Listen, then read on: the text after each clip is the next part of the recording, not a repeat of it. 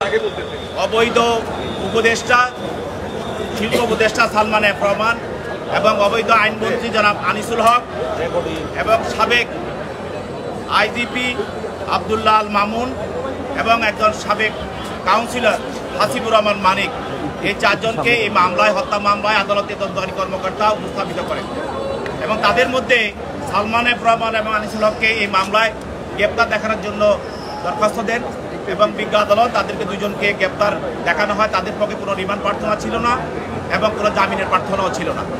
এবং এছাড়াও আব্দুল্লাহ আল মামুন এবং হাসিবুর রহমান মানিক, এই দুজনের বিরুদ্ধে গ্রেপ্তারের জন্য দরখাস্ত দেওয়া হয়, তাদেরকে গ্রেপ্তার করা হয় এবং তাদের দুজনের বিরুদ্ধে রিমান্ডের প্রার্থনা ছিল এবং বিজ্ঞ আদালত রিমান্ডের দরখাস্তটা শোনার পরে এবং এজাহারে গুণাগুণের উপরে ভিত্তি করে তাদের বিরুদ্ধে এবং হাসিবুর রহমানকে 5 দিন এবং আব্দুল্লাহ আল মামুনকে 4 দিনের রিমান্ড মঞ্জুর করেন।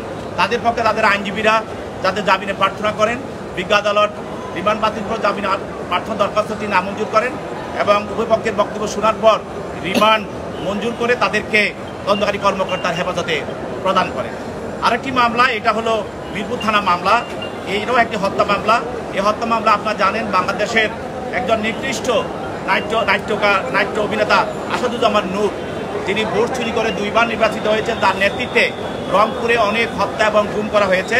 তাকেও একটি নিউমার্কেট থানা মিরপুর থানায় একটি হত্যা মামলায় তদন্তকারী কর্মকর্তা আজকে বিজ্ঞ আদালতে উপস্থাপিত করা হয় এবং এই মামলায় তাকে প্রথমে সৌরাষ্ট্র দরখাস্ত দেওয়া হয়, সেটা মঞ্জুর করা হয়। পরবর্তীতে তার আইনজীবীরা তার পক্ষে জামিনের প্রার্থনা করেন এবং সেই জামিনের প্রার্থনা তারা শুনানি করার পর উভয় পক্ষের বক্তব্য শোনার পর বিজ্ঞ আদালত জামিনের প্রার্থনা নামঞ্জুর করে তাকে জেল হাজতে প্রেরণের নির্দেশ প্রদান করে। Thank you.